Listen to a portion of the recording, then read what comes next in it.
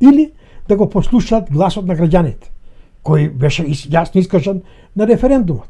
А добро сега, технички, нели ЕУ го почитува гласот на народот, бидејќи прашањето на референдумот беше нешто дали сте за ЕУ и НАТО и прибавување на Преспанскиот договор. Значи, ЕУ ја слуша волјата на народот, иако македонските власти не ја слушаат.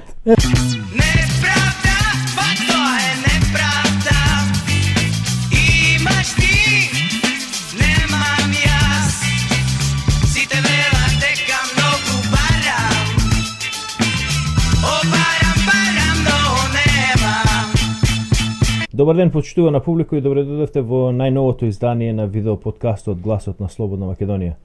Јас сум вашиот домаќин Душан Петровски со мојот секогаш верен соговорник Јордан. Добар ден. И имајте убав ден. Кајва се веќе вечер. Да. Неправда, па ова е голема неправда. Да. Дојде новиот абер од Брисел и повторно шлаканица и сиктер кафе за нашата делегација. Приказната која што се повторува веќе речиси 30 години се повтори уште еднаш, голема неправда и повторно Европа покажува дека не може да се соочи со фактот дека македонците се најдобри, најпаметни, најнапредни и најреформисани луѓе во Европа и ете повторно ги одби од нивното друштво. Особено оние од СДС македонци на тие денеска Северџани, да. Па да почнеме првен со реакциите. Значи, јасно е на јавноста, веќе се случи што ќе се случи. Оно што беше очекувано. Очекувано, тука нема што да... Да, едноставно, уште една лага на Заев, нозете излегува на виделина. Што вика Никола Димитров, манекенот кој игра улога на министер за понадвор, вели Европа треба да каже дали не сака или не сака. Демек се работи за љубовна врска. Да. Секунда са. Да. Како тоа Никола Димитров, кој е во врвот на македонската политика од 2001 година. Да. Кога влезе како советник од 2000 година како советник на Борис Трајковски. Да. Не знае за ставот на Франција, кој го издаше Саркози уште 2011 година. Како смее тој човек да се занимава со да биде министар за надворешна политика на една држава? Може би малку е зафатен со студиите на ќерка. Тоа може да. Значи тој вели вака на статус на Твитер. Жално е што вестите сега се сведуваат на всушност само преглед на Твитер и на Фейсбук, да, статуси на Твитер, на Фейсбук. Нити се прави некакво истражувачко новинарство, нити се прават некакви сериозни интервјуа, туку едноставно, еве ово е што рекол на Твитер, еве го статусот на Рајко, на Петко, на Марко и тоа е сега вест. Добро, и тука има еден проблем. Со кого ќе прават сериозно интервју во Македонија? Со Петар Арсовски? Со Катарина Блажевска? Со кого? Работа на новинарите е да најдат добри соговорници. Ама новинарите не сме да најдат вистински соработник, соговорник. Тие ја имаат листата на соговорници и не смеат да идат ни лево ни десно од неја. Да, тоа е. И тука е проблемот. Да. Бидејќи тоа е еден затворен круг кој 30 години не држи во изолација.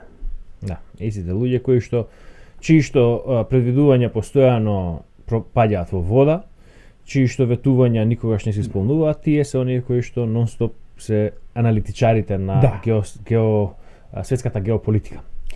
Значи, Димитров вели благодарност до сите лидери кои се бореа напорно за ЕУ да отвори пристапни преговори со нас, признавајќи го и зацврстувајќи го со тоа историскиот договор од Преспа, охрабрувајќи ги домашните реформи и европскиот наратив во Северна Македонија, земја кандидат веќе 14 години.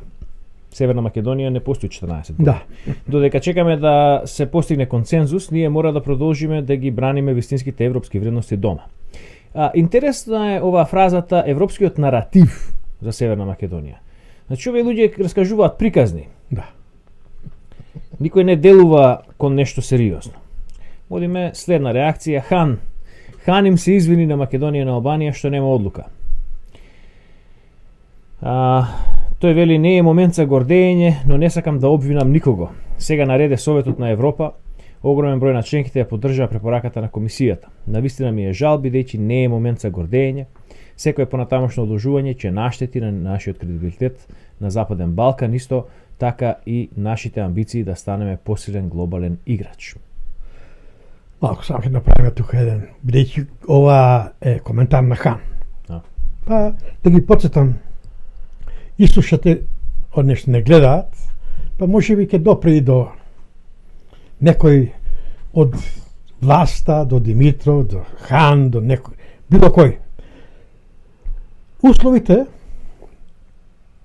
што препорача лани во јуни Европската Унија.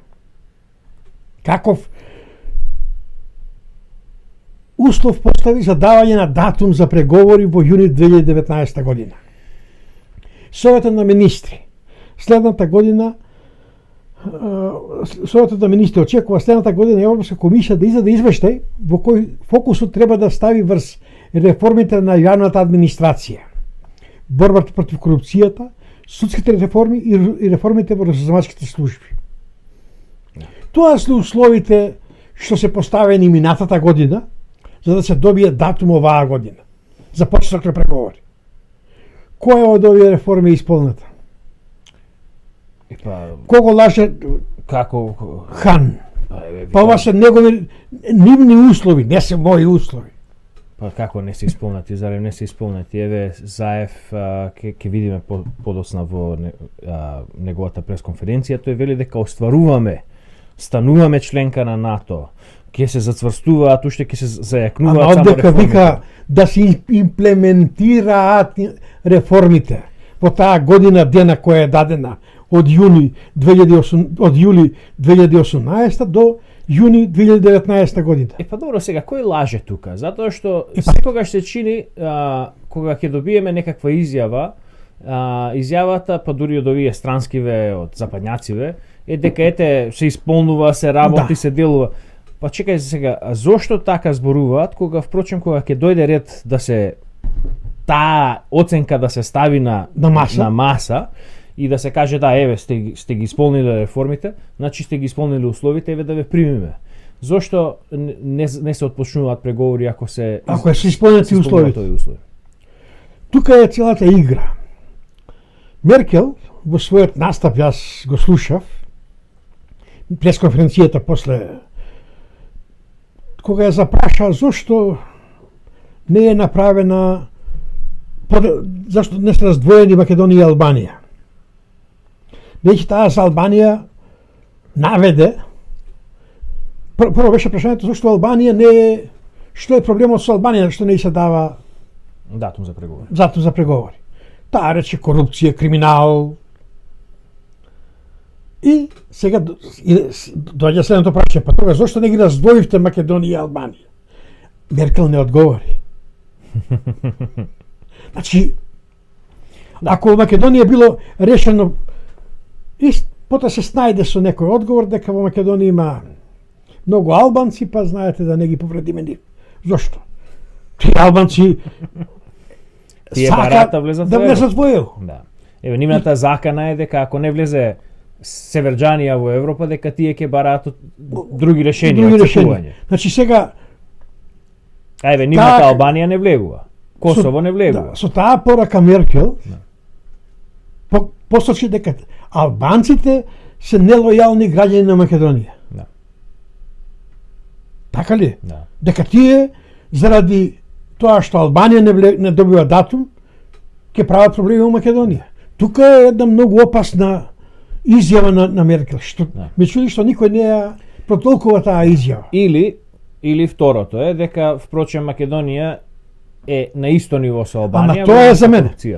Тоа е и сега таа го покри со една лоша со лошо оправдување. Да. Тоа е основата. Речи Македонија и Албанија се на исто ниво со корупција и криминал. Да.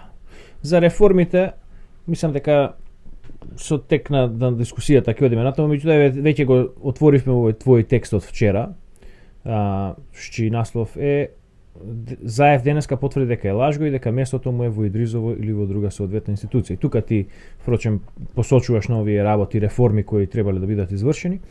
И сега, не мислам дека е вториот текст. Да, околу пржинска влада.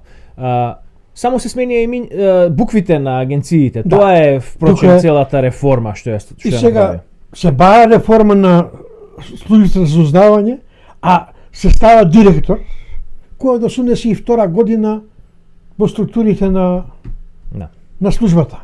Нашински удба. Да. Ке стигнеме таму подоцна. Да, само нека да го споменеме. Да. Да.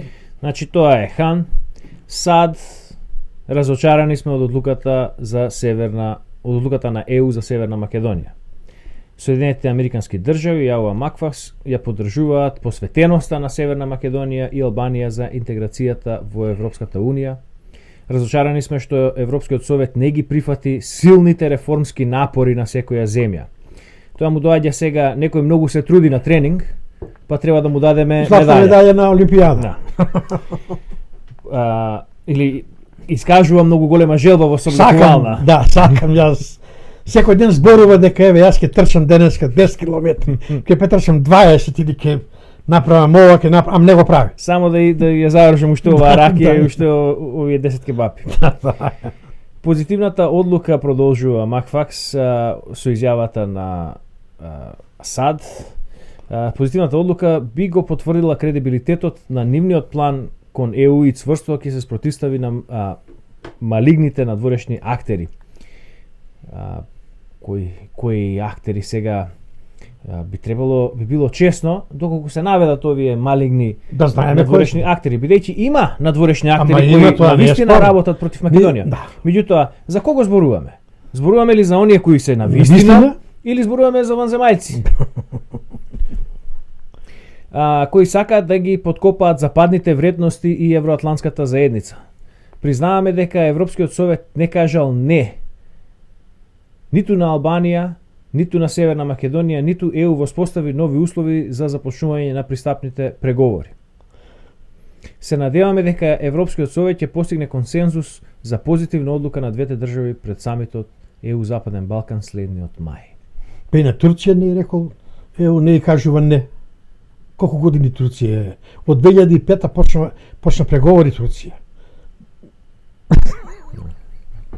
14 години преговара, а има само завршено 2 поглавја од 30 кусурте. Па дека Димитров започна со темата околу да го третира прашањево како љубовна врска. Она што е актуелно сега во однос на романтиката, барем овде, не знам како е таму во Македонија, е пракса да веќе женските не те одбиваат, едноставно само не те одговараат. Да.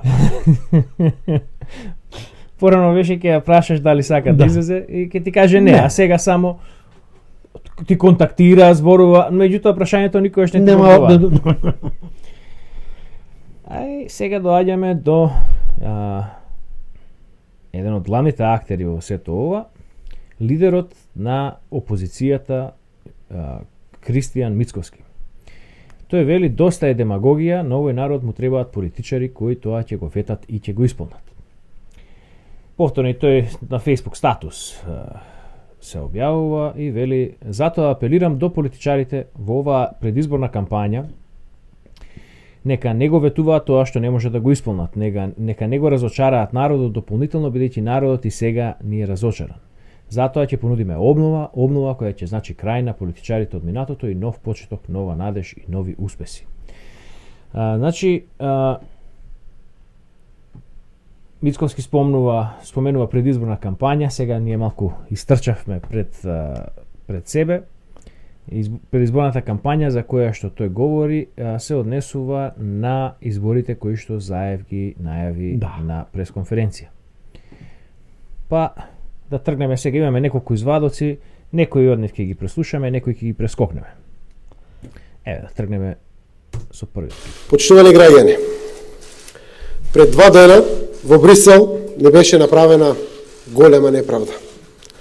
Европската Унија не го испорача тоа што ни го вети. Ние ги завршивме сите наши обврски.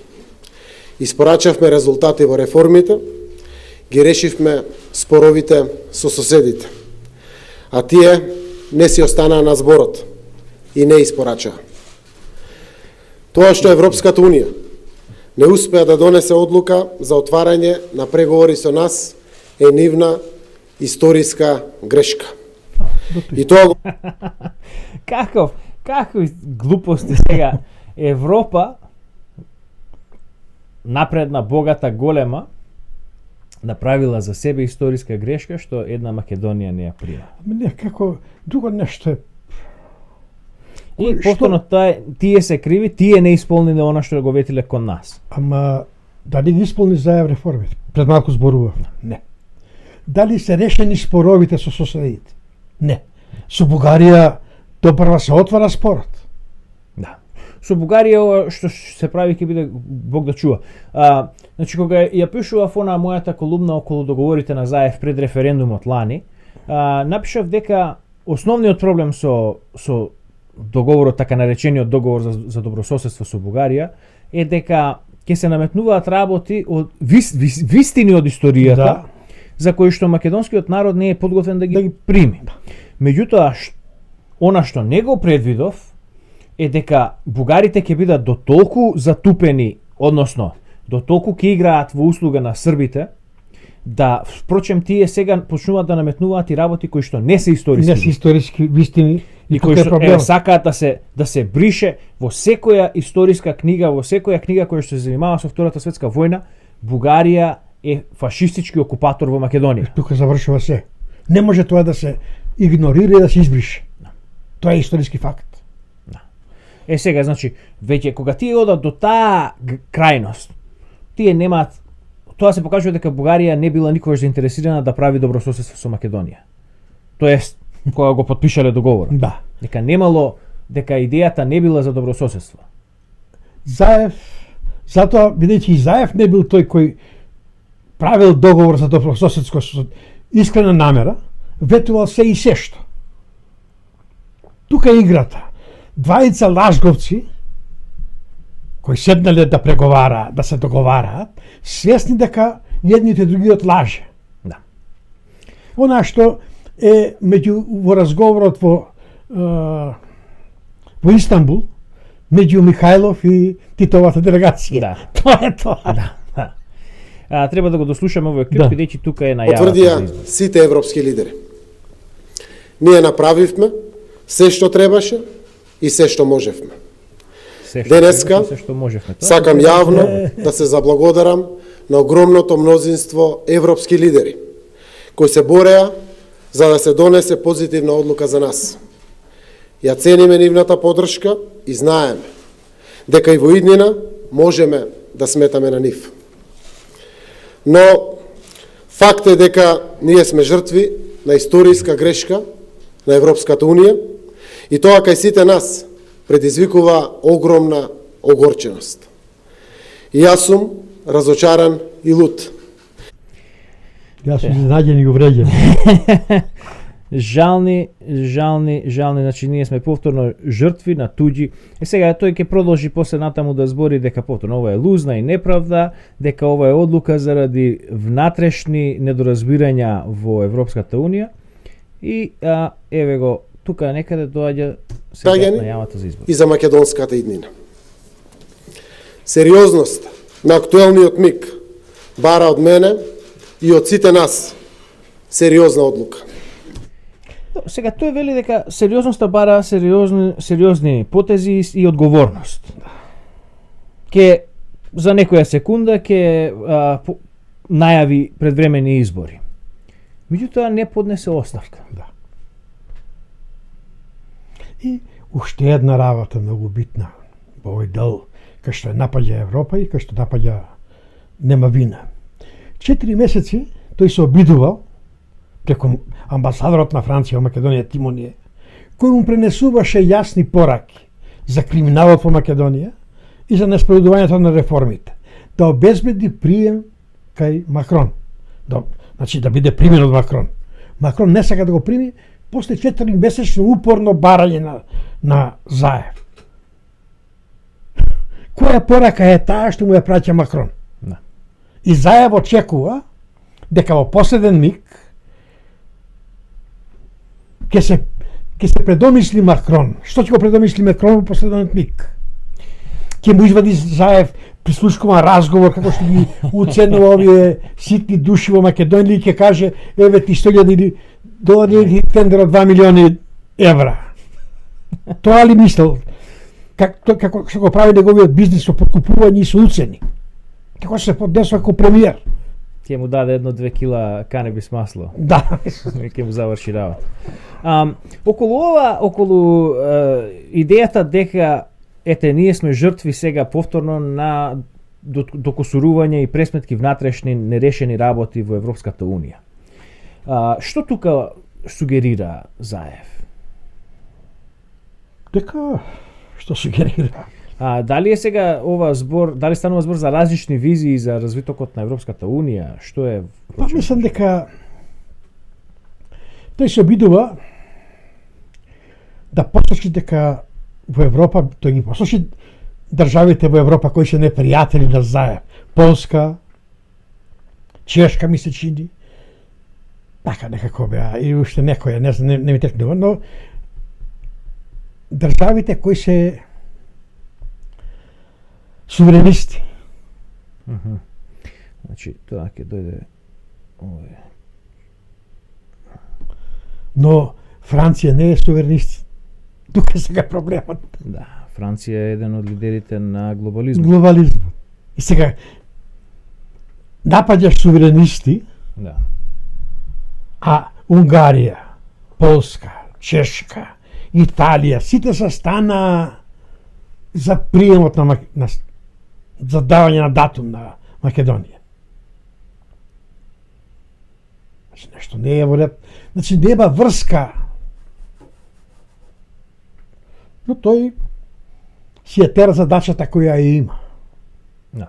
Сега ти во некој онака муабет, оној пат ми спомна нешто дека Чилиманов ли беше, кој беше изнесол некои детали во однос на тоа што биле условите на Макрон кон Меркел, дека впрочем Макрон сега сака да го искористи овој момент. Чилиманов го изнесе тоа.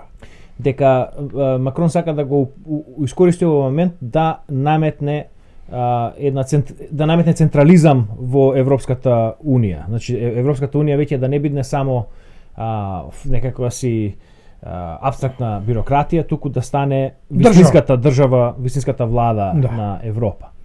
И сега прашањето е, па добро, зошто европјаните го избираат токму овој момент сега да се ценкаат околу тоа? Затоа што немаме пријатели. Да. Затоа што не работиме ништо да ги направиме тие пријатели. И од пријателите правиме непријатели. Да. Да имавме пријатели на западот, немаше со нас се докосуруваат за вакви работи.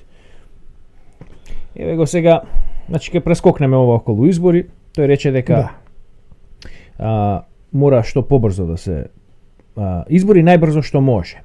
Ќе се навратиме после на ова, бидејќи да видиме дали ќе се спроведуваат избори според Пржинскиот договор.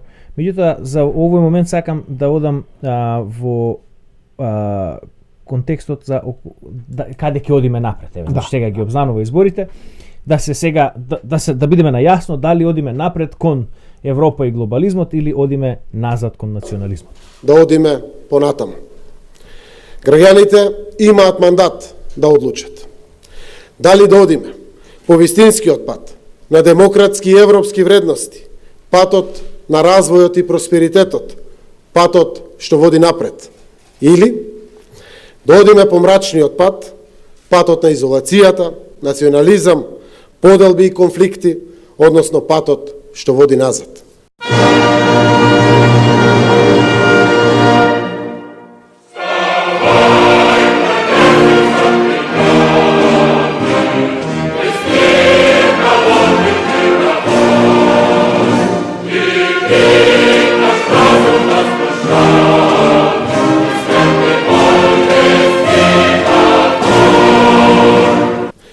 Граѓаните ќе одлучат дали сите се да продолжиме по патот да градиме пријателство и партнерство со соседите и со останатиот демократски свет, или ќе продолжиме со конфронтации и проблеми и со соседите и со сите наши пријатели. Мислам дека јас би почнал од друго нешто. Од тоа дека одиме напред. Да. И дека граѓани треба да кажат, да одлучат по кој пат ќе одат. Граѓаните одлучија на референдумот. Заев требаше да ја почитува таа одлука на граѓаните. Цената која ја понуди Заев за одење во Европа и во НАТО, граѓаните не сакаа да ја прифатат. Беше превисока. Да. И тоа е пораката. Таа порака Заев ќе ја добие, се надеваме на изборите. И тука би сакал малку да се оддалечиме од ќе продолжиме со интервјута на Заев, но да поразговараме малку и за она што сега се шири. Посебно ова порака на Груевски од неговото обраќање, неговиот Facebook статус. Да. Да, тоа е уште една реакција која што заборавив да ја спомнам. Прочитај, само тој дел од целото тоа. Што е подцртано. Да, да.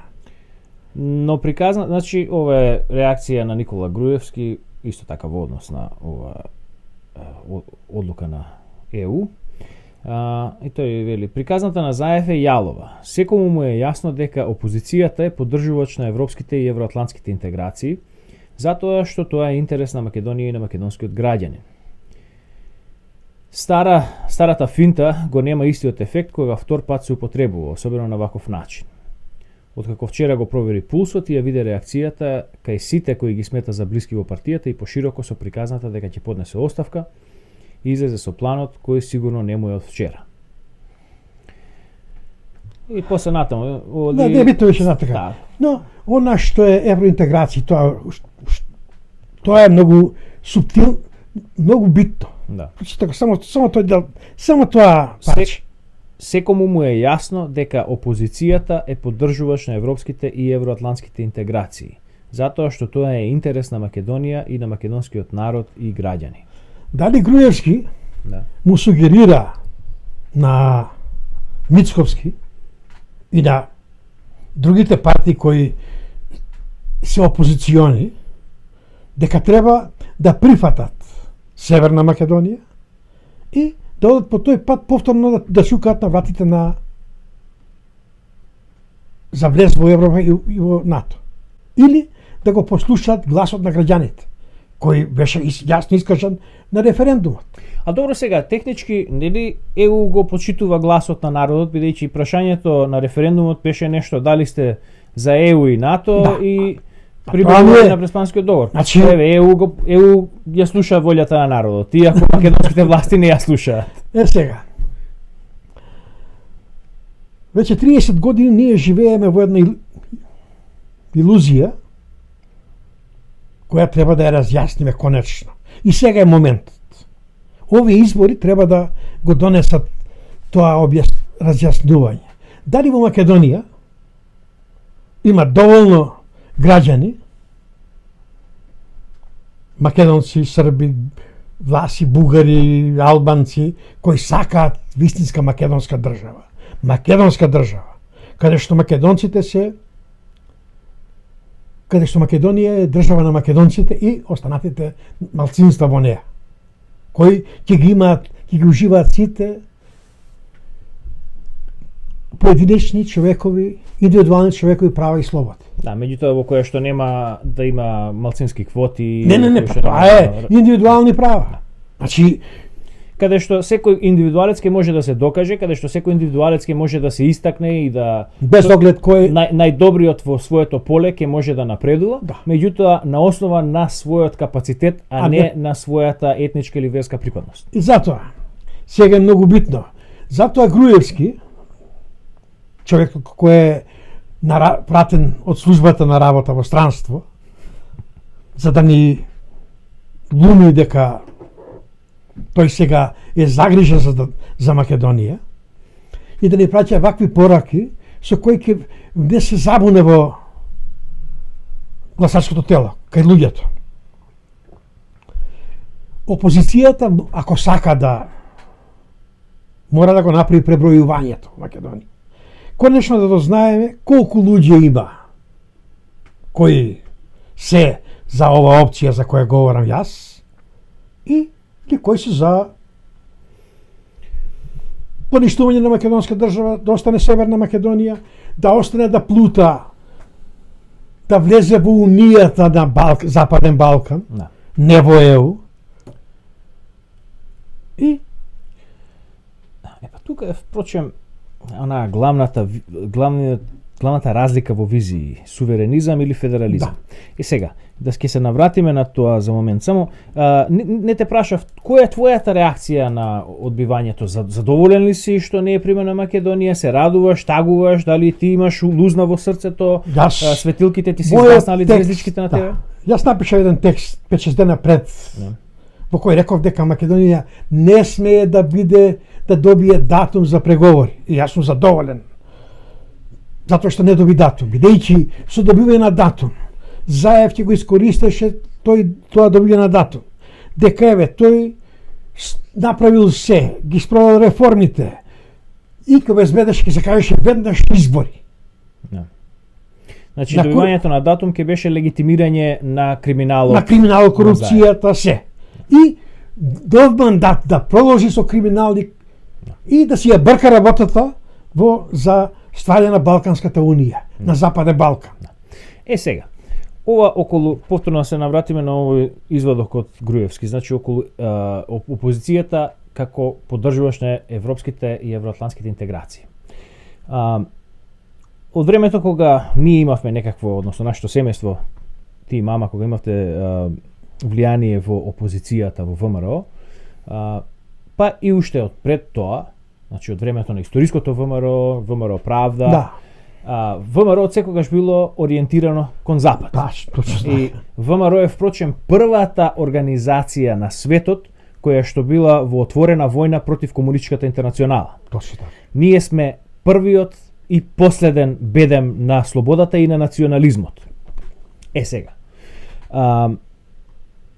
Точно е, значи, тоа не може да се спори дека оној кој е за Македонија, оној кој е македонски националист, за македонска автономија, за македонска независност, за македонска држава, обединета Македонија е европски ориентиран. Затоа што европските вредности се оние кон кои што треба да се стреме, тие се докажани дека преку нив може да се изгради држава која што ќе опстои вечно.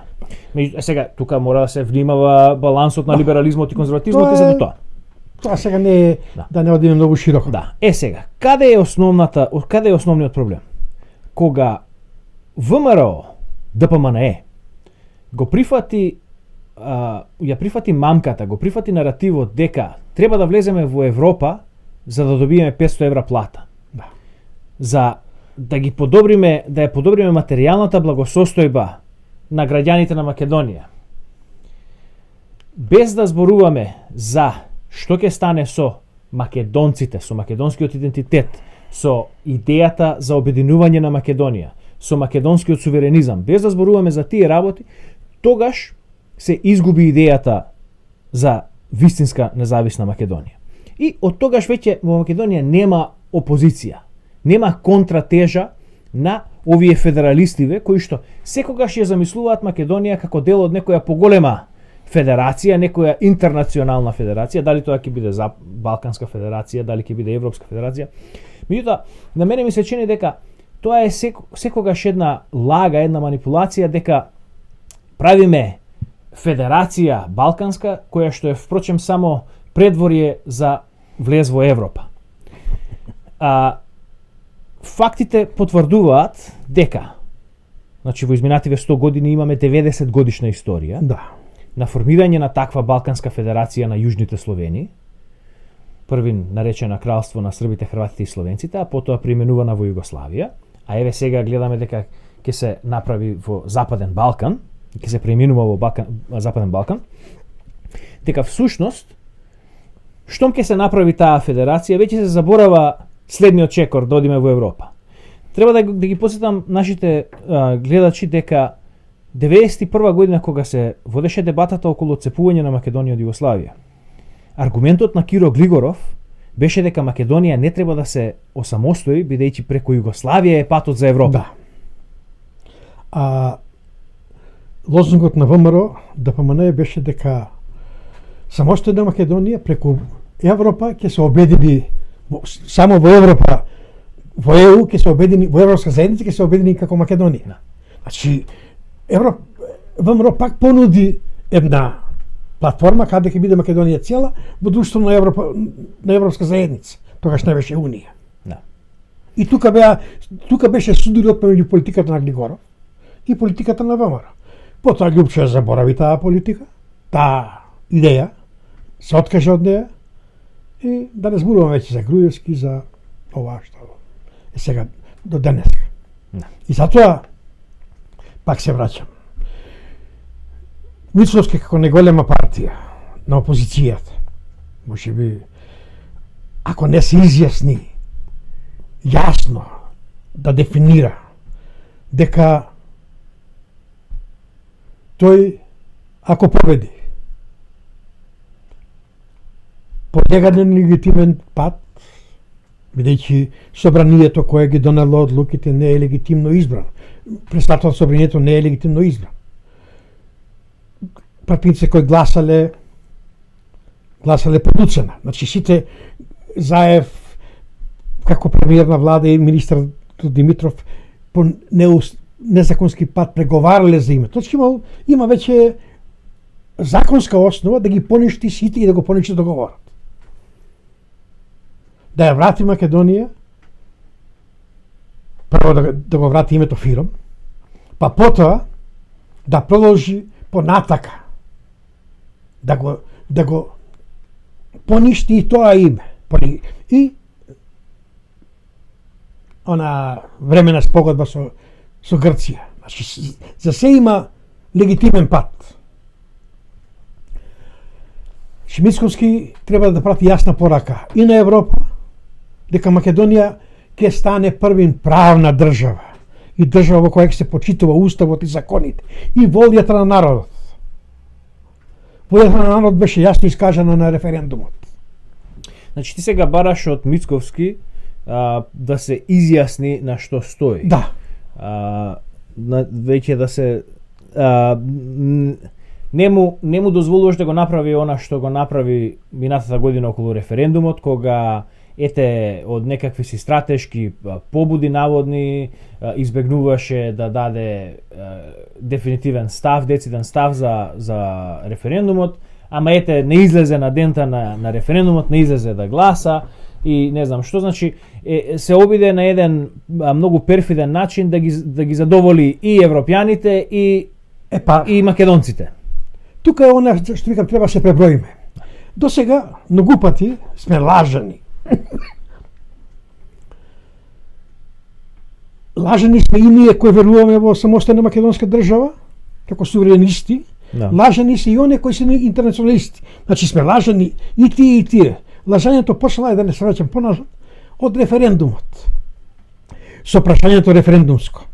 Дали се самостојна Македонија, така да тоа е задоволено за суверенистите, и вториот дел е да ги задоволи, да ги излаже федералистите, оние што беа за Југославија. Значи, треба конечно, за ова треба се сложат и тие федералистите, да се сложиме конечно заедно да направиме овие избори да бидат тоа. Да кажеме јасно во Македонија кој е победникот. Да го кажеме јасно, да не се плашиме. Јас сум спремен, поарно ќе го поднесам тоа, ќе го поднесев да изгубевме на референдумот 91 година.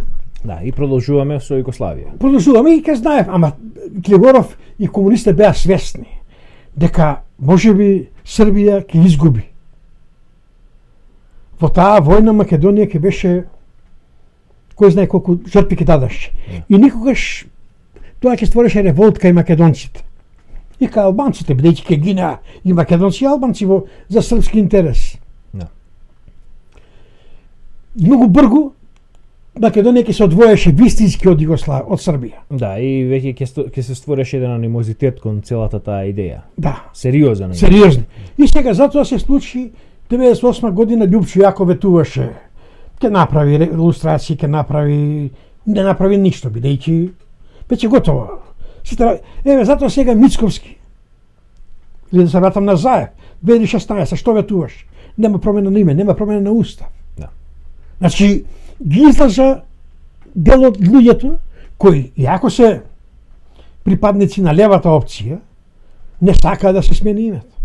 Да. Не можеме да кажеме дека сите кои се со левичарски идеи, поблиски до левата опција, се против, се го подржуваат Заев во постапките кои ги направи. Не. Па, затоа што ово го имаме зборувано и друг пат. Овој македонски идентитет со кој што сме израснати сите е во голема мера заслуга токму на комунистите. Да. Тие го оформија тој идентитет таков каков што е. И затоа мора, ова е единствено решение, ако сакаме во државата, ако сакаме во Македонија, да бидеме најасно. Нека настапи Заев или СДС со нивната дека ја подржуваат така двојазичноста, дека нема да ја прифатат одлуката на Венецијанска комисија, дека се подготвени да воведат и федерализација во Македонија, која е веќе, ако се воведе јазична, се воведува и територијална федерализација. Треба да се исполнат барањата за федерален буџет. Да.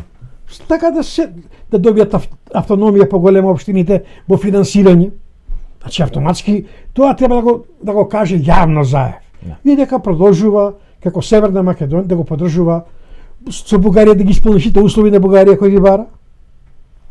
Под историските промени, ако добие поддршка за тоа, ние кои сме против тоа, ќе водиме политичка битка. Да. На идните избори да донесеме промена. Ама да не се лажеме веќе. Да знаеме, ние сме 5% суверенисти во Македонија. 10%, 15%. Да, толку сме колку сме. Да. И тука е... Едноставно ќе знаеш на што си, во ред, ако сме 5%, можеби е невозможна таа битка да се води.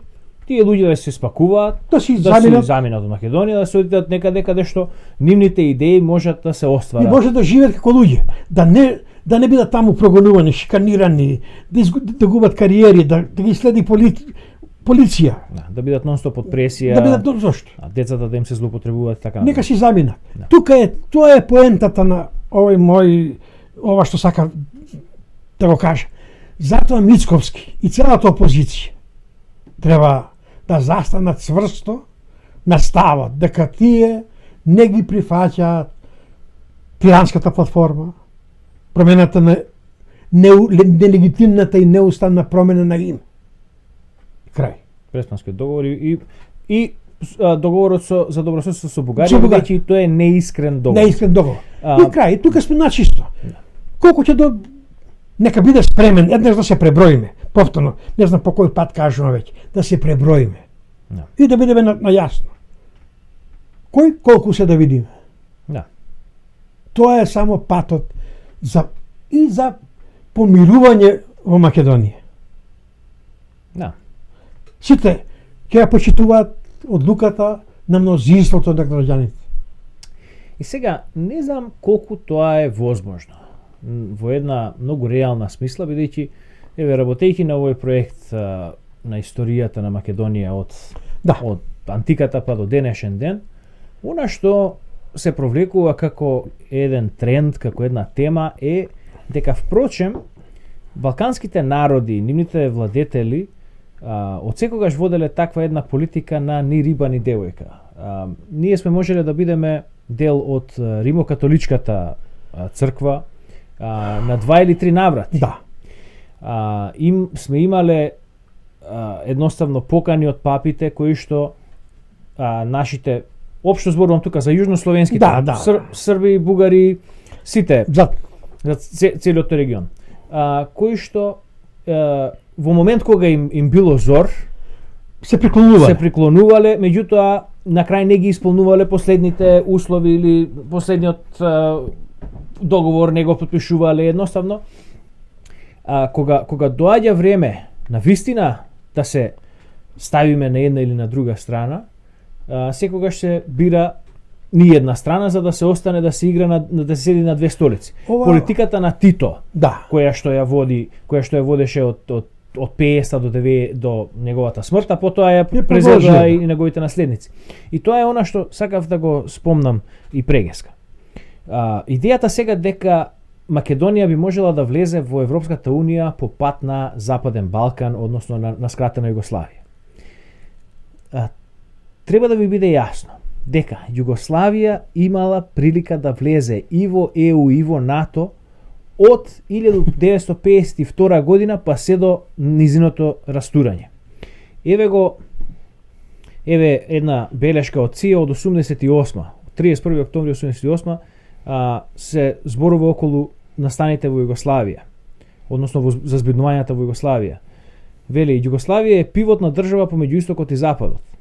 Соединетите американски држави имаат силен интерес да ја видат оваа држава да преживее како стабилна и независна држава и во охрабрување на нејзините напори кон внатрешна либерализација и поблиски врски со Западот.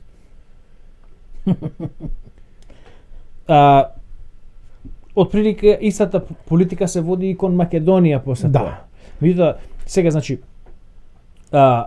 Западот секогаш пружал рака кон Балканот, дали било кон цела Југославија или кон државите кои што ја формираа. И еве повторно сега се труди да го прими Балканот, да го прими остатокот од Југославија во Европа. Повторно ќе дојдеме до таа фаза каде штом ќе се оформи Велика Србија. Готово, се завршува, нема веќе никакви аспирации за влегување никаде. Но мојата поента со пребројувањето не е да се земеме страна. И суверенистите, ние како суверенисти, сме многу повеќе за западните вредности, од што се федералисти. Него што се комунистиве, федералистиве. И затоа овде пребројувањето не е за тоа кој е за Русија, кој е за Запад. Пребројувањето е по кој пат ќе одиме. Сега тоа е второ прашање. Тоа е главната во пребројувањето. Тука она што е поентата впрочем кај тебе е дека треба да размислиме дали сме за македонска држава. Штом ќе донесеме таа одлука, тогаш понатаму ќе видиме сега. Ќе одиме ли према запад, према исток, према ово или према оно. Или ќе останеме неутрални, тврди, изолирани, како сакаш кажи ги, изолирани во смисла на нема да се мешаме во туѓите работи. Има и друг начин на правење на пријателства, кој што го дискутиравме со Петар во емисијата околу Михајло Пупин и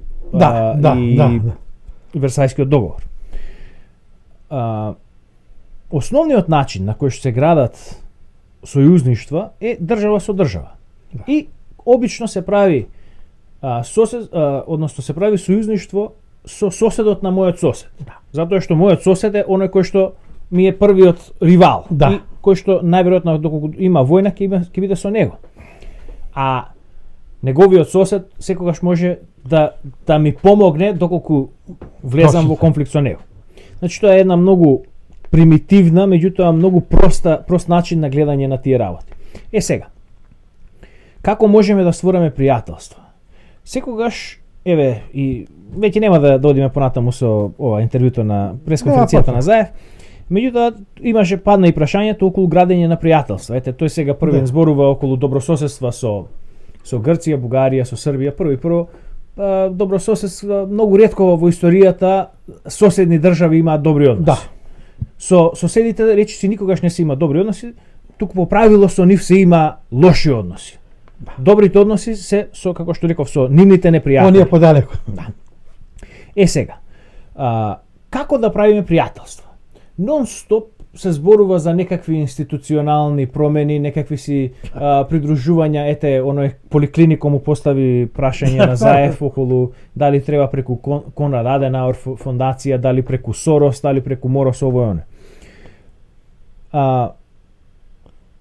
Една проста работа како може Македонија да гради пријателства, ти имаш и уште по-прост и по-ефтин начин, меѓутоа еве, еден прост начин на кој што Македонија може да изгради пријателства во Америка. Еве, да идеме директно кај највлијателната држава на светот. Со буџет од околу $1 до $3 милиони годишно, Македонија може да ги има во рака, околу 50 до 100 припадници на Американскиот конгрес, на високиот дом и на нискиот дом, значи на конгресот и на сенатот.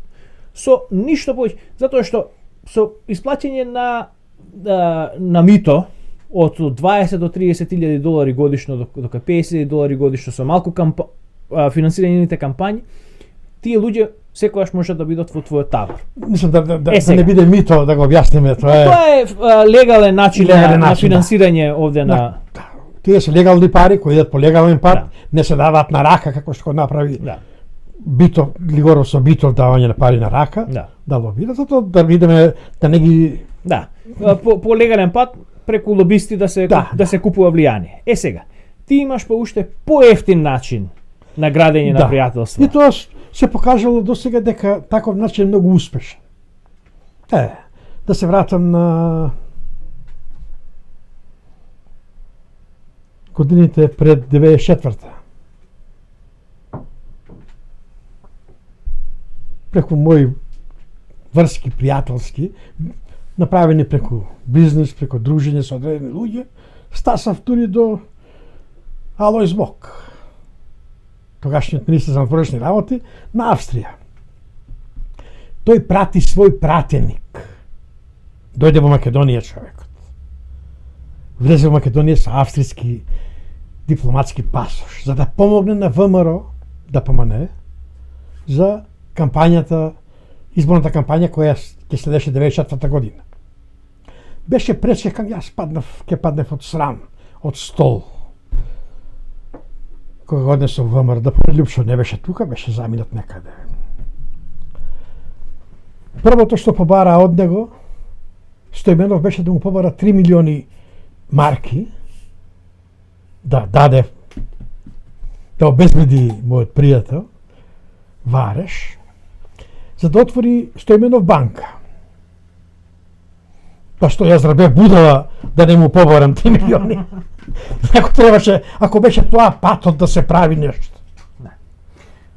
Втората работа, еве да не чепкам понатака моите контакти со Петров од Грција и другите, но ќе се вратам, ќе дојдам тука, за Канада. Без една цента потрошени пари, створивме со владата на Харпер односи кои мислам дека тешко можеше да ги направи и со лобирање, не знам од колку пари. Значи, добивме посета на Харпер на Гоцева вечерка, која што требаше да биде впрочем средба на Харпер со Груевски. Потоа добивме посета на Груевски, на официјална посета на Канада. Ама тука беше тоа требаше да биде за Ѓорѓи Иванов. На таа средба се склучи договор за синхронизирање на пензии и мислам дека имаше уште еден разговор повторно да се направи посета за Ѓорѓи Иванов, бидејќи Груев му ја украде посетата на ама се откажавме од тоа, бидејќи се случи некои работи кои беа при посетата на Груевски имаше одредени услови кои Груевски требаше да ги спочитува кога дојде, да не контактира со одредени луѓе, но Груевски ги прекрши тие работи. Одби некои понуди кои беа во планот на владата. Значи сега, со $0 потрошени, обезбедивме толку многу блиски, створање на толку многу блиски односи со Македонија и Канада. Канада ја признали Македонија под уставно име во тој период. Во времето на Харпер. Пред доаѓањето 2006 ја призна. Сега, сето тоа беше благодарение на тоа што во канцеларијата на Харпер, во кабинетот на Харпер, една од неговите најблиски советници беше македонка. Таа девојка е феноменална личност за која што Македонија може само да сонува и за каква што личност Македонија може само да се гордее што има таква личност. И да жали што не ги искористи нејзините способности, контакти, врски. Да. Таа и ден денес може да и користи на Македонија, меѓутоа и ден денес никој не ја ферма. Со неја се направи едно интервју, Александар Дамовски мислам дека направи, дали со неја, дали со нејзините родители, кога беше тука. Зоран Божиновски новинарот направи со неја интервју, а Дамовски со нејзините родители. И толку, таа личност во Македонија не постои. А таа личност може со нејзините контакти, значи таа како советник на Харпер имаше врски со целата десница во Канада, по продолжение и со еден куп републикански политичари во САД, значи со десницата во САД, без ниту еден цент. Да. Преку неја можеме да имаме влијание со минимум 50 политичари од врвен калибар низ светот. И тоа е значи она што можеме да го работиме, а не го работиме. Па имаше уште една, се заборавив. Сопругата на министерот на финансии на Канада, да, беше македонка. На Тони Клемент? Да. Да. Од тогашна влада на... И тој на самата вечера, кога ја предвидил Харпер во нивна чест во Отава, му се пофалил на Груевски, дека сопругата му е македонка.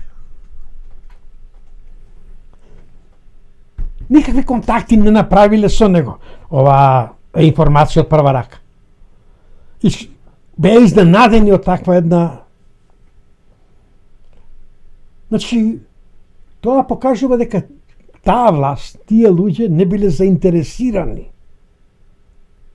да створат, да прават односи на еден суптилен начин и начин кој секогаш помага. Да.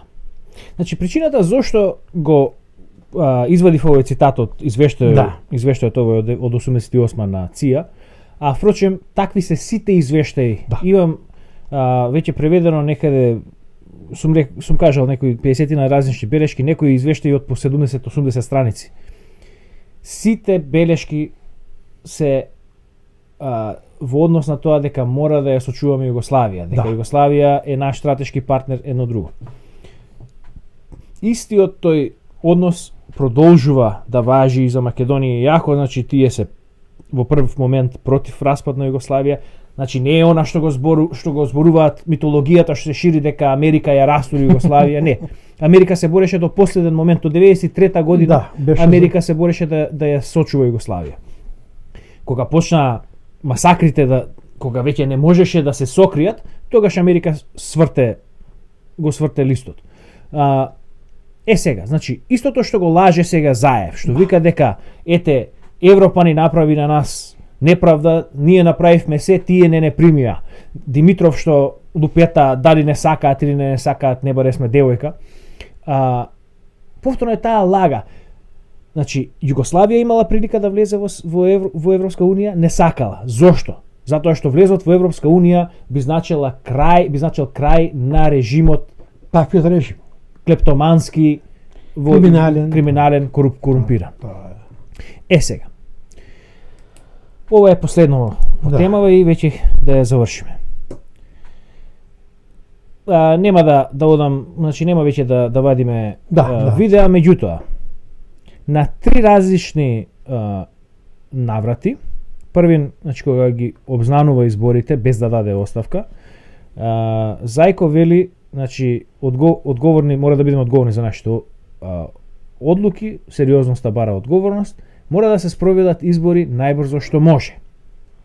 Потоа нешто се спомнува околу прчински избори, некои 15 на минути подоцна, и конечно, уште 10 минути подоцна или 5 минути подоцна, на инсистирање на една новинарка, повторно се поставува прашањето околу пржинска влада, бидејќи во првите два наврати тој некако први не ни спомна пржинска влада, само рече најбрзо што може, па потоа нешто се спомна пржино, ама некако завиено, и конечно третиот пат рече да, дефинитивно мора пржинска влада да, значи, односно избори според пржинскиот модел.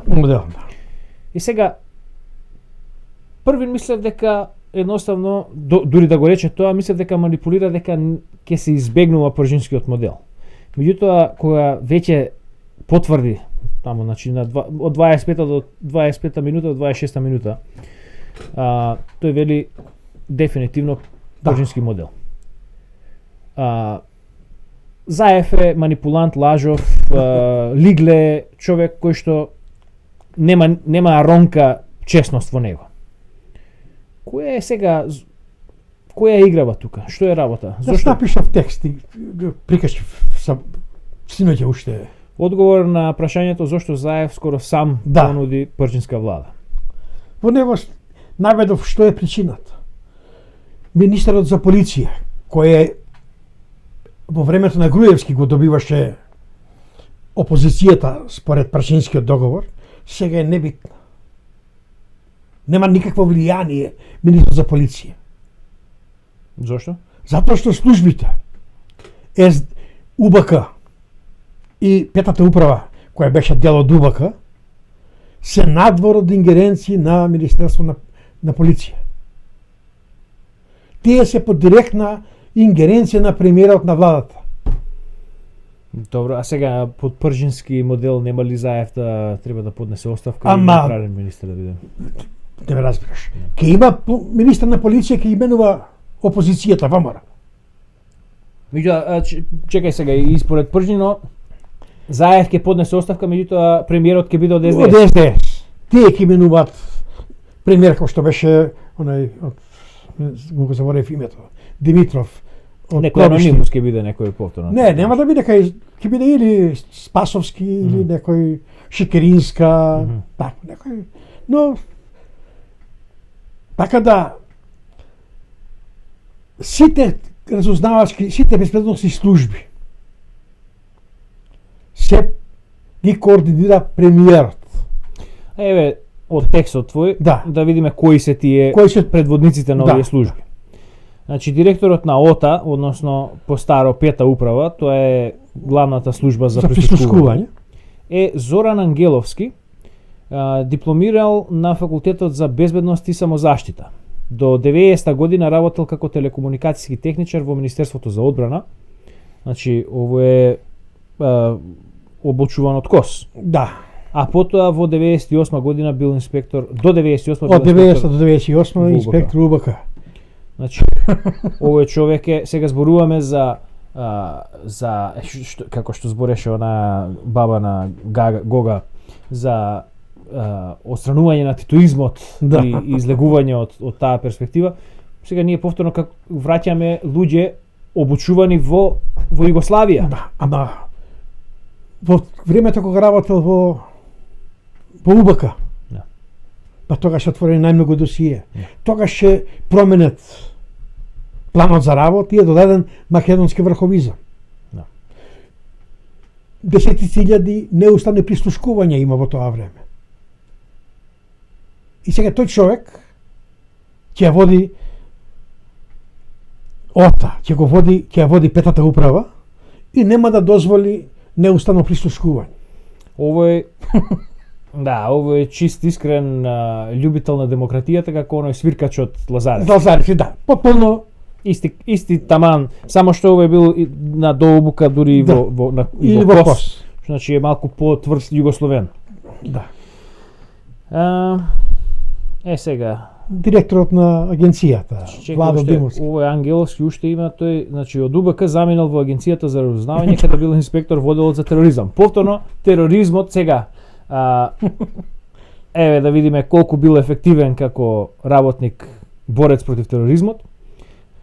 Ангеловски во периодот 98-2005 година работи како АР во АР, Агенција за разузнавање, како инспектор по тероризам. И ти велиш во текстот, да подсетам, во тој период се случија неколку терористички атаци во Македонија кои на крај резултираа со војната 2001 година. И беа нападнати политички станици. Никој никогаш не дозна кој ги нападна тие станици. Крај. А сето тоа беше само подготовка Танушевци, за Танушевци да не знае ништо Агенција за разузнавање. Значи, човекот е или... Заробени македонски војници, Агенција за разузнавање не знае ништо. Значи, човекот е или исклучиво некомпетентен, или човек кој што свесно работи против интересите на Македонија. Јас би рекол второто. Па тој бил после и директор во По секторот за корпоративна безбедност во Телеком. А бецилата, мислам, тоа е... Преку Телеком, впрочем, прислушкувањето се работи преку Телеком. И за него гласала и опозицијата, бидејќи тој се бира со двотретинско мнозинство во парламентот. Да. Директорот на ОТА го избира и разрешува собранието на Македонија со двотретинско мнозинство гласови, при што мора да има мнозинство гласови од купиот број. Да, сега, купиот број патици го преѓа за 10. И сега Мицковски, како они се опозициона партија, да не ја провери биографијата на овој човек. И да му даде согласност. А Мицковски само глуми опозиција.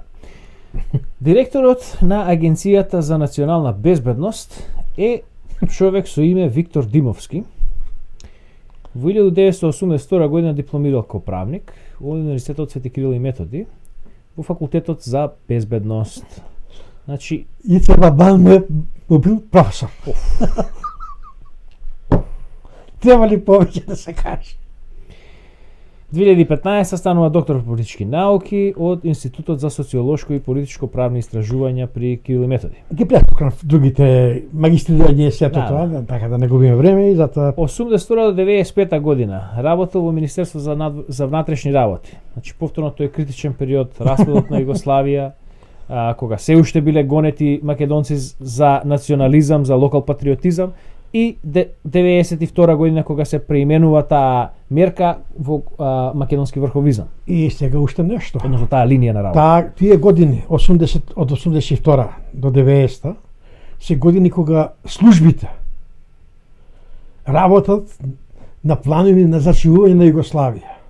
На пребродување на националистичкиот бранд. Да. На распадот на комунизмот и како да се сочува Југославија во сетата бура. Да. 96 до 98 помошник министер, сектор за Балкан. Ова е периодот на Бугарска амбасада, на аферата Бугарска амбасада. Ова е периодот после Темел, Дувло... Јаначкови кога доаѓа во Македонија. Сега има уште подобри подобри креденцијали. 98-2001 година помошник министер, сектор за Југоисточна Европа. Во времето пак на Јаначкови во Македонија. 2003-2007 вонреден и полномоштен амбасадор на Република Македонија во Сојузна Република Југославија.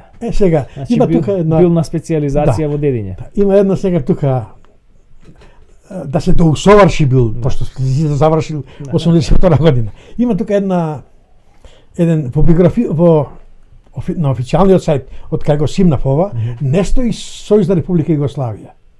Туку стои Србија и Црна Гора. Значи свесно некој сака да покаже дека тој бил амбасадор. Па кога стана Србија и Црна Гора? 2006 се раздвоија. Таман 2007 се фаќа. ама до 2006 тие се СРЈ. Да. Значи за неполна година се брише името СРЈ. Да. За да не асоцира каде бил точно амбасадор. Значи бил во соседиште во Белград, ама е покривал Црна Гора. Тоа сака да ни каже сега. Овие младиве кои не знаат, кои тој покривал две држави. Да. Впрочем, како што рековме, тој бил само на доусовршување во матрицата во Белград. И потоа се враќа 2007-2009 што беше директор на агенција за разузнавање. Да. А сега па 2007-2009 тогаш овој свиркачот почнува да вади материјали. Не, после тоа почнува. Нели веќе 2008 некаде? 2010. А 2010, добро. Значи сепак тоа. Тогаш Бранко го именува, тој не е на Бранко го именува на агенција за разузнавање, Бранко е председател уште. И со смената на Бранко и го именуваат и него. Значи со вакви агенции за разузнавање, што е која ќе биде ефективноста на пржинска влада? Па мислам ефективноста ќе биде да го именува Мицковски или Силјан Аврамовски како министар на МВР или Зоран Верушевски. И да биде се цялата работа. Тока е јасно, нема што да се мачи да става некој друг да биде министар, бидејќи од овие двајца ќе има барем добра соработка со Виктора и со Зорана. И работата ќе се заврши многу поедноставно. И затоа го завршувам текстот со она дека ако ги прифати Мицковски овие луѓе да останат за време на парчинската влада, тогаш е јасно дека Мицковски само ќе служи, ќе ја повтори улогата за изборот, при изборот на Пендаровски. Ќе завршиме само што со уште краток коментар во однос повторно на пријателствата, на добрососедските пријателства и на задноста на национализмот и на предноста на интернационализмот кој што ги спомна Зајко во неговата пресконференција. И само ова на многу кратко. Значи бидејќи тој ветува дека Преспанскиот и договорот за добрососедство со Бугарија ќе мора да се спроведат. Да. Бидејќи единствената перспектива на Македонија мора да биде да градиме добрососедски односи и пријателски односи со сите, па макар и на сметка не макар токму на сметка на загрозување на нашите национални интереси. Дали истото го работат и овие други држави со кои ги потпишуваме овие договори? Да, го работат, како не. Еве, гледаме грците колку се откажуваат од нивниот шовинизам.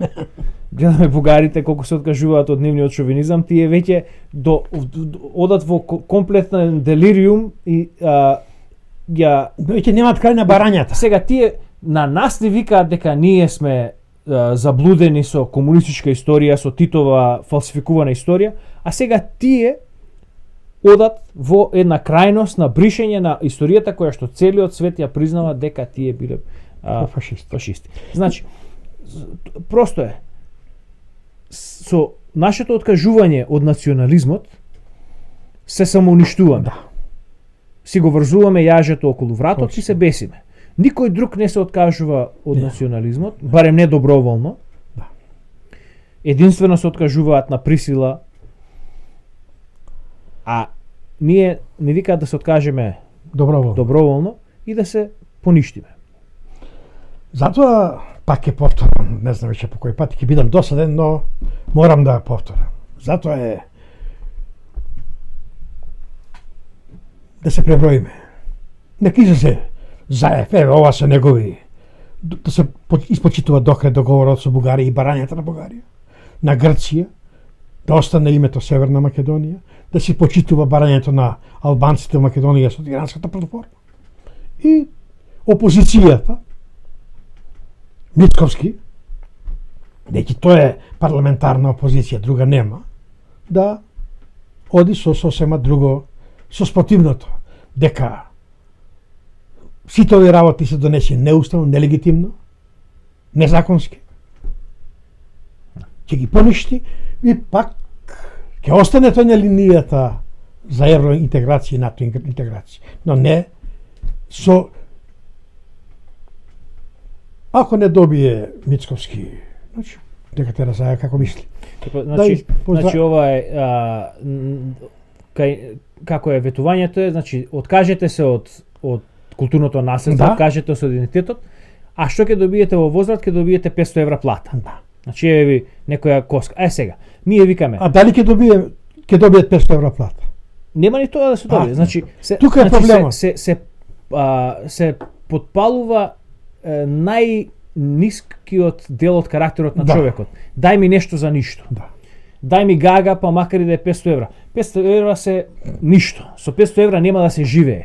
Ни со 1000 евра не се живее. Значи, Ама за не видоа дека беше ли ветувањето денот кој ќе го смениме името, утрето се бајле, добиваме датум и сме членка на НАТО. Тоа ли беше ветувањето на заедно? Да. Затоа брзаше да го потпише договорот пред самитот на НАТО. Да.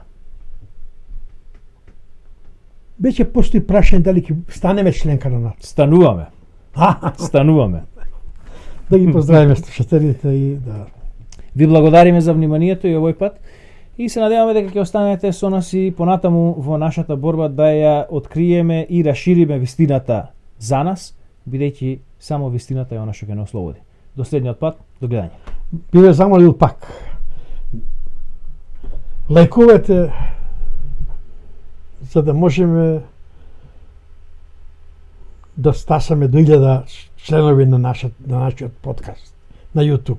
Ни треба да направиме, да поканиме луѓе кои имаат друга визија, имаат вистинска визија за Македонија, да направиме емисии во живо. Тоа не е наш интерес само. Тоа е и ваш, на сите македонци интерес. Да ги отвориме, да им дадеме шанса на тие луѓе да поразговараат, да ви пренесат што има да ви кажат. Да слушнете, да не го слушате веќе Петар Арсовски и тие таквите Ивор Мицковски. Доста ви мислам од веќе од нив. До гледање.